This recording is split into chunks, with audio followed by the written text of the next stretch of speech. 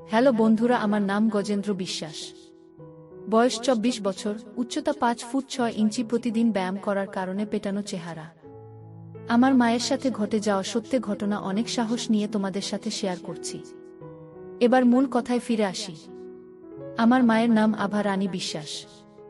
বয়স ৪৮ বছর। মা খুব একটা লম্বা না, ৫ ফুট থেকে কিছু কম। মায়ের ওজন খুব বেশি না, ৫০ কেজি হবে। তবে হালকা চর্বি আছে, সাথে সিজারের কাটা দাগ, যেটা আমার বোনের জন্মের সময় হয়েছিল। আমার বোন মাত্র ২ বছর বেঁচে ছিল।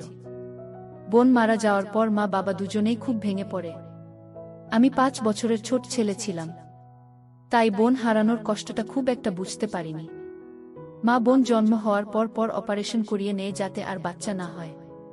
বোন চলে যাবার পর বাবা খুব দুঃখী হয়ে পড়ে আর খাবারের প্রচুর অনিয়ম করে। এতে বাবার কিডনি খারাপ হয়ে যায়। তার কিডনির অসুখে বাবা মারা যায় আজ থেকে ১৪ বছর আগে।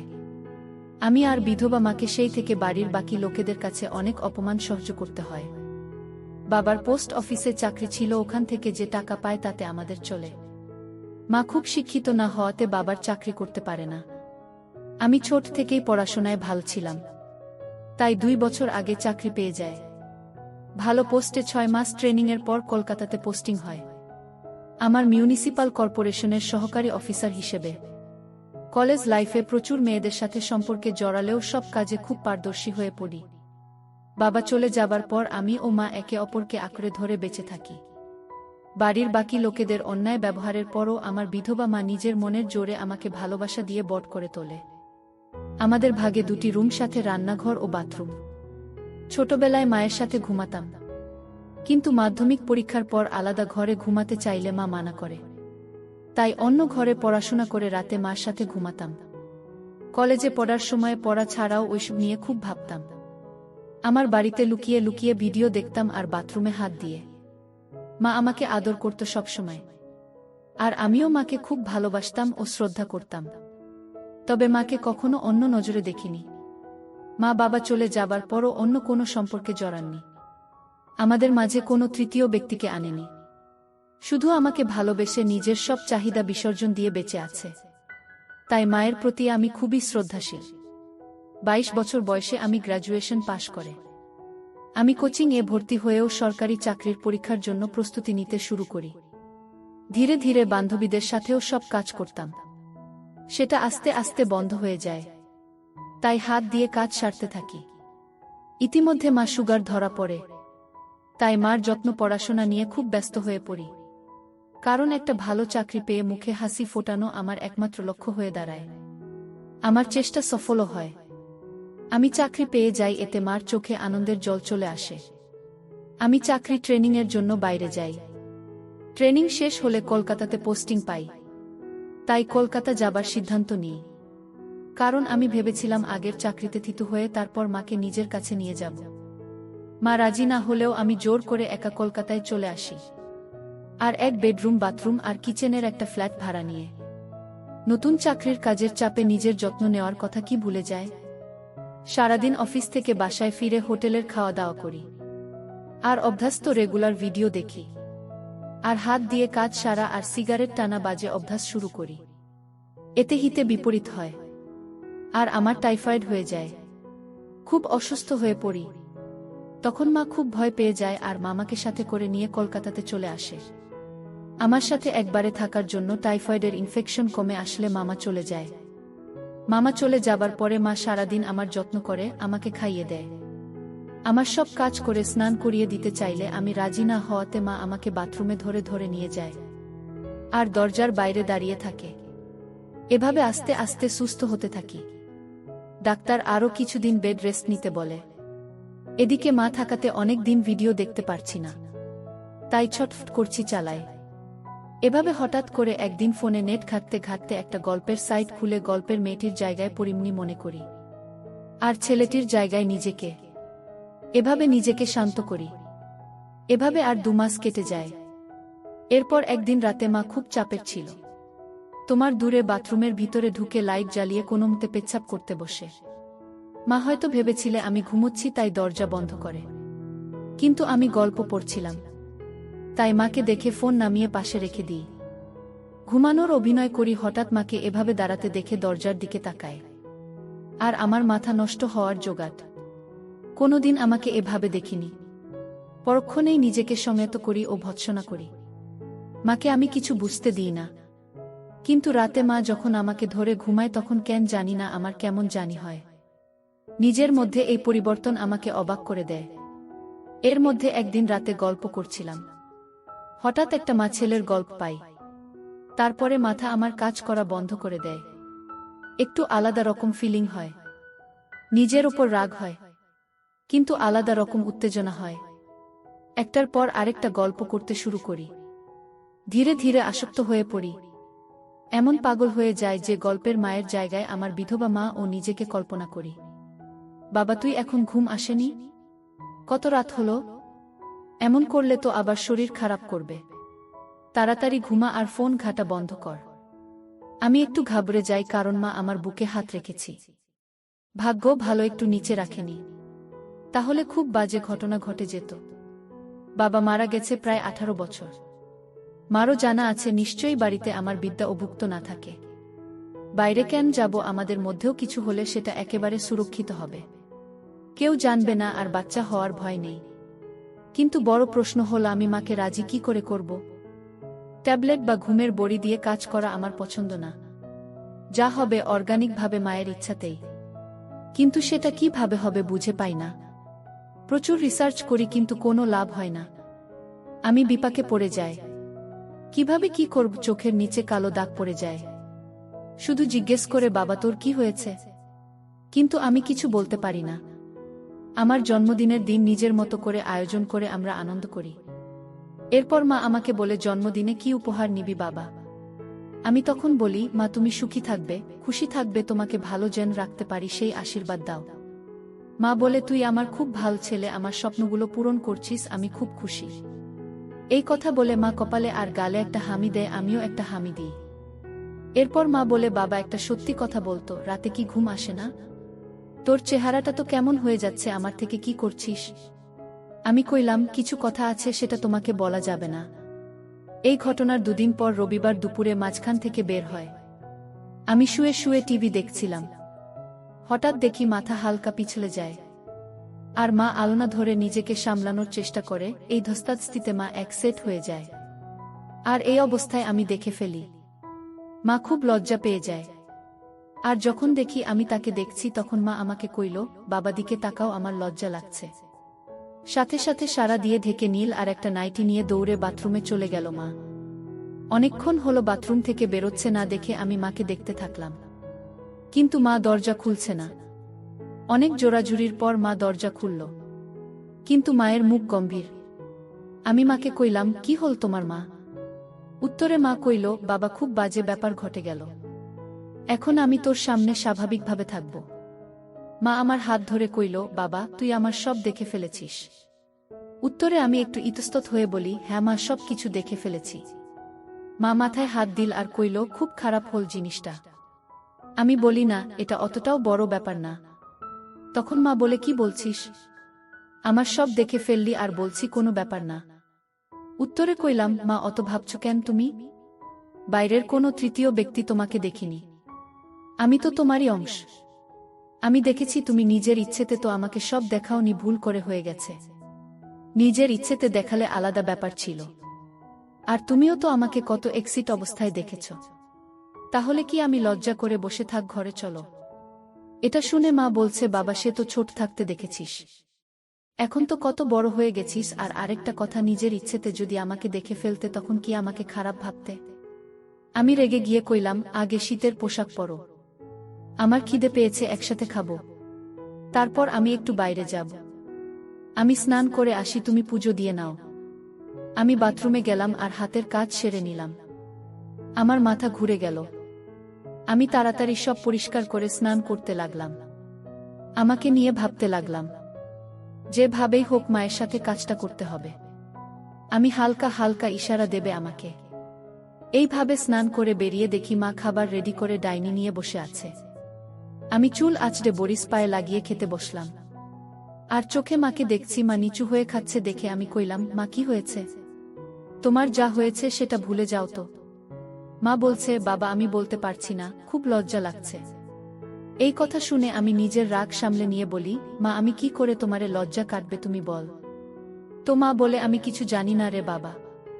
আমি এবার বলি, ঠিক আছে, তোমার এই গুণটা মুখ আমার দেখতে ভালো লাগে না।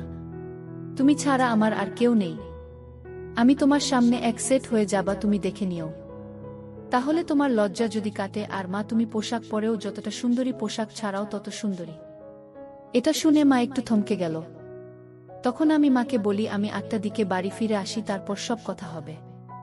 আমি বেরিয়ে আমার এক বন্ধুর সাথে আড্ডা দিতে চাই, কিন্তু মন লাগছে না। তাই 6টার দিকেই বাড়ি ফিরে আসি।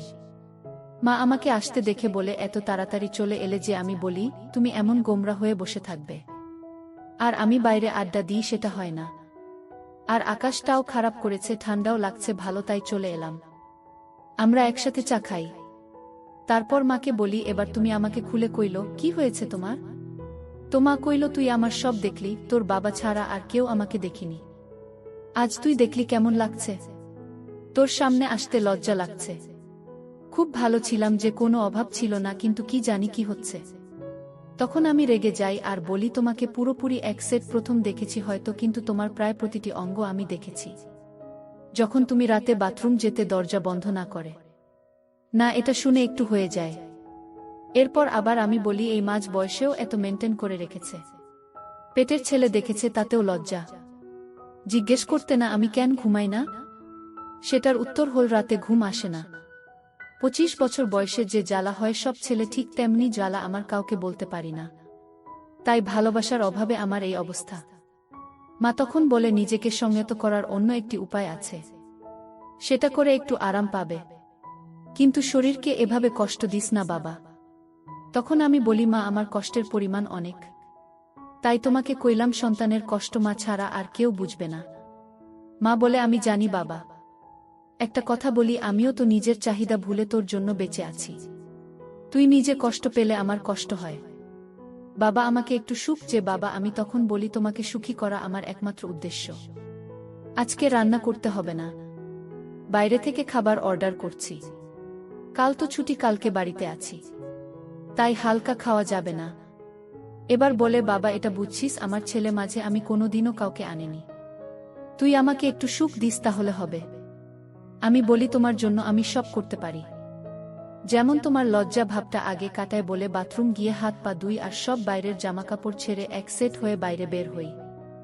মা চা খাচ্ছিল, মাকে এই অবস্থায় দেখে চমকে যায় আর আমার হাত থেকে কাপ নিচে পড়ে যায়। মা বলে উঠে, বাবা এ কি অবস্থা তোর? কেন এমনটা করলে? আমি ওই অবস্থায় মায়ের সামনে গেলাম আর মাকে কইলাম, তোমার লজ্জা কাটানোর জন্য আর কোনো উপায় ছিল না। তুমি তো নিজের ইচ্ছেতে সব কিছু দেখাননি, তাও লজ্জা পাচ্ছ। আমি নিজের ইচ্ছেতে তোমাকে সব দেখলাম, কিন্তু দেখো মা, আমার একটুও লজ্জা করছে না। তোমার লজ্জা আশা করি এবার কেটে যাবে। আমরা একে অপরের পরিপূরক, আমাদের মাঝে কেউ আসবে না। তোমার সব কষ্ট আমি দূর করব। এইভাবে মনে হয়ে থাকবে, আমি সেটা দেখতে পারছিলাম না।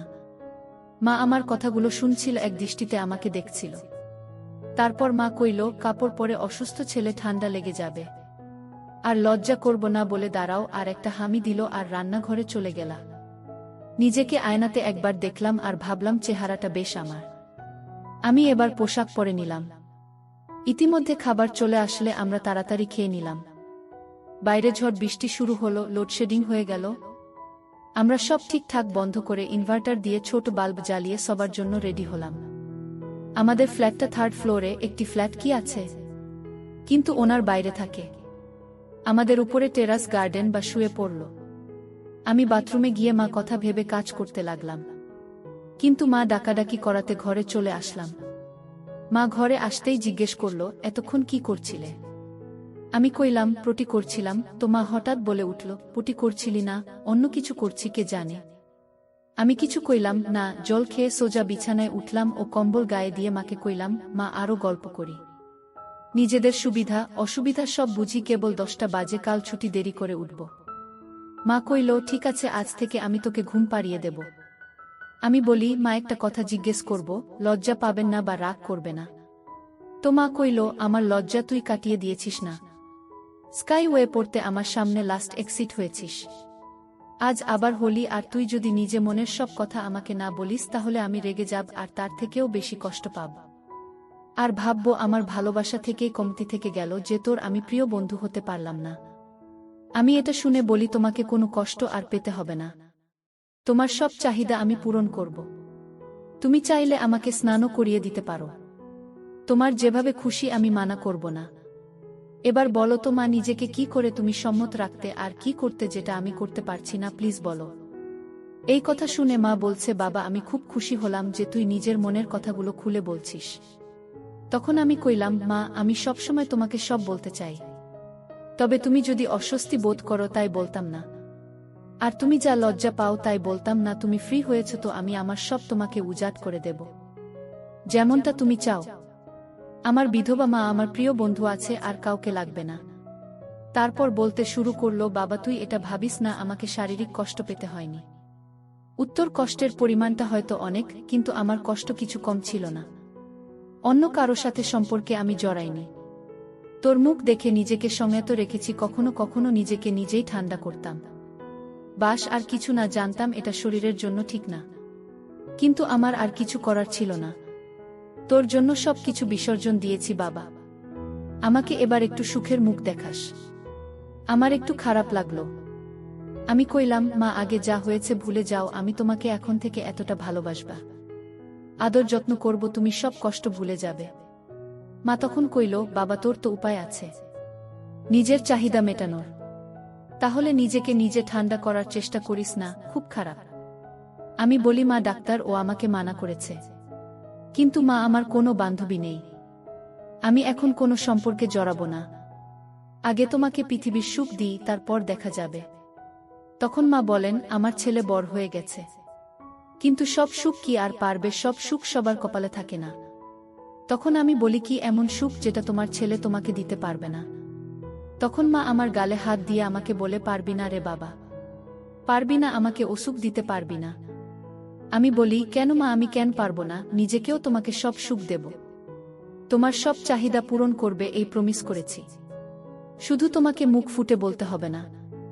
তখন বলে, ছেলেকে কি এটা বলা যায় বাবা? পৃথিবীর সবচেয়ে নিষিদ্ধ জিনিস লোকে জানলে তথ্য করবে। আমি মার হাত ধরে বলি, মা একটা কথা আমার মাথার দিব্যি দিয়ে বলো তো, তুমি কি সত্যি চাও না আমাকে উপযুক্ত মনে করো না? আমাদের দুজনের এই জীবনেই একাকী জীবন, আমাদের মাঝে কেউ কোনো দিন আসেনি, আসবেও না। আমার জন্য সব বিসর্জন দিয়েছিলেন, আমার জন্য সব ফিরে পাবে। তুমি নিজেই বললে তোমার ছেলে বড় হয়েছে আর আমরা বেস্ট ফ্রেন্ড, তাহলে কি মা আমি? মা কান্না করে উঠল আর কইল, দূর থেকে উপযুক্ত আর কেউ না রে বাবা, শুধু আমার মাতৃত্ব বোধ আমাকে আটকাচ্ছে। আমি তখন বলি, আমি কিছু কথা বলবো, তাহলে তোমার মাতৃত্ববোধ আরও জেগে উঠবে, কিন্তু সেটা আমাকে আপন করার দিকে। মা তুমি কি জানো, আমি শরীর খারাপের সময় ইন্টারনেট থেকে গল্প করতাম আর নিজেকে ঠান্ডা করতাম। গল্প পরে হঠাৎ তোমার আমার কথা মনে পড়ে যায়, আর খুব গরম হয়ে যায়।